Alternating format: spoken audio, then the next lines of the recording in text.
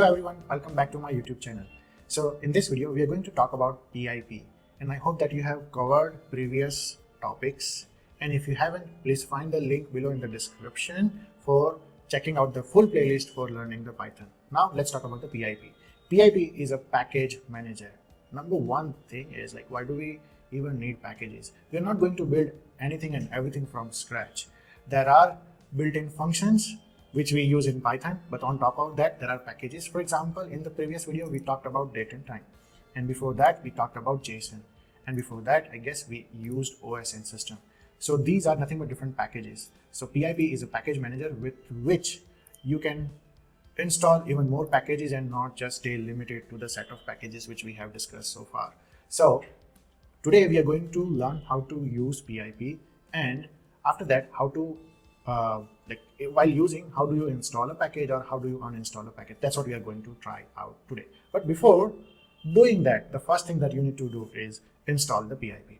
On Mac OS, it is by default installed as a part of your OS, as far as I understand. But if I'm wrong, please drop a comment in the comment section so that I can correct this and put necessary instruction for that. So if you're on Windows, you might be wondering, how do I get that? So for that, I've already done a little Google search, and with that you can, not a Google search exactly, the DuckDuckGo search you can see over here, and I looked for it, how do I install the PIP Python, and you would find number of links, I believe, out of which you can try Gigs for Gigs link, and in that you get full instructions on how to install. Because I don't have Windows, I'm not going to try that.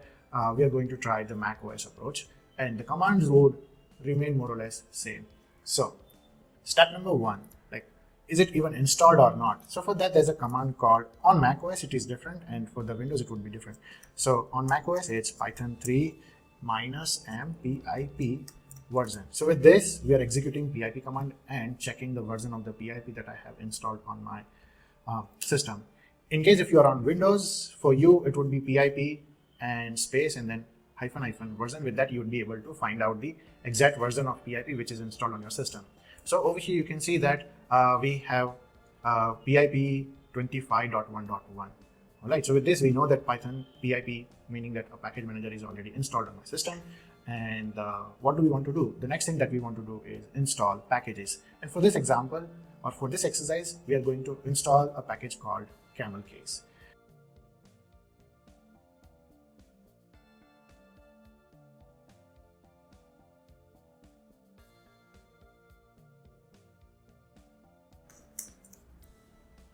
Alright, so now that we have installed Camel Case properly, this is how you can import it in your file. So in this example, we are going to import it over here. Of course, it's not going to work when you try to run it. So it is going to throw errors like this, that the module isn't found. So in order to get those modules appropriately, you have to select the interpreter. So for that, I will use command shift P and then select the command which is Python select interpreter. And instead of having the interpreter from the operating system anywhere else, I will use the one which is in .venv, which is the packages which I have installed locally in this folder. So with that, now I should be able to run. So if I run this, there won't be any error at all. So now that Camel Case package is installed and imported, I would be able to use it. So let's say I'm writing text here, hello.